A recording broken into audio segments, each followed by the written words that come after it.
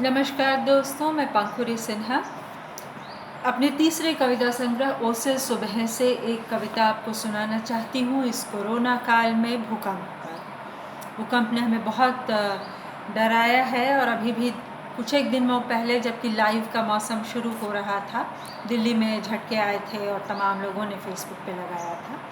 बहरहाल मैं जब विदेश में थी तो हैती के भूकंप से लेके और फिर कहाँ कहाँ नहीं, और फिर उसके बाद मुझे लगता है कि 14 या 15 में नेपाल का भूकंप था, जिसमें मैंने अपने घर को भी बहुत ज़्यादा हिलते हुए देखा। और मैं उसकी कल्पना उस वक्त ही कर सकती थी जब मैं क्लास में बैठी थी और हैती के भूकंप के बाद मुझसे एक सवाल करने को कहा जा रहा था और मुझे लग रहा था कि इस तरह से तो सवाल करने के लिए नहीं कहा जाना चाहिए। बहरहाल कोरोना काल में जबकि हम समझ नहीं पा रहे हैं कि क्या हो रहा है, मुझे तब भी लगा था कि ये कैसे, मतलब भूकंप का लोकेशन बड़ा अजीब है। बहरहाल जिस दिन मुझे वर्ल्ड नेशंस राइटर्स यूनियन में इंट्रोड्यूस किया गया था, उस दिन पाकिस्तान के कवि मोहम्मद शाह नज़ार साहब ने मुझे इंट्रोड्यूस किया और उसी दिन वहाँ भूकंप आ गया पाकिस्तान में और बहुत entire villages went down was his sentence. तो इस तरह से हम ज़िंदगी में बहुत सी मुश्किलों का सामना करते हैं। एक बहुत प्रचलित कहावत है भूकंप के विषय में कि earthquake doesn't kill, buildings do.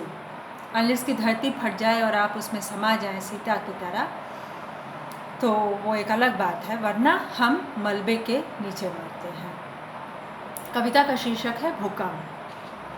सभी प्राकृतिक आपदाओं में सबसे भयावह, सबसे अघोषित, सबसे अकस्मात रूप से आने वाली विभीषिका है भूकंप। भू का कांपना या लोगों के दिलों को कपाना इस तरह जोड़ दी है लोगों ने ईंट से ईंट। धरती की देह पर वह सांस ले भी तो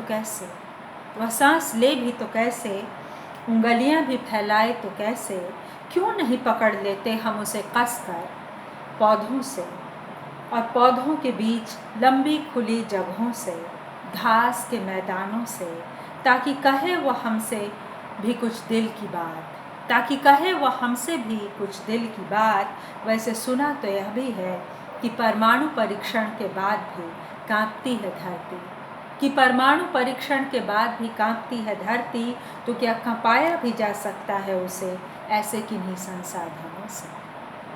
सवाल के साथ ख़त्म होती है ये कविता भूकंप शीर्षक। आशा है आपको पसंद आएगी।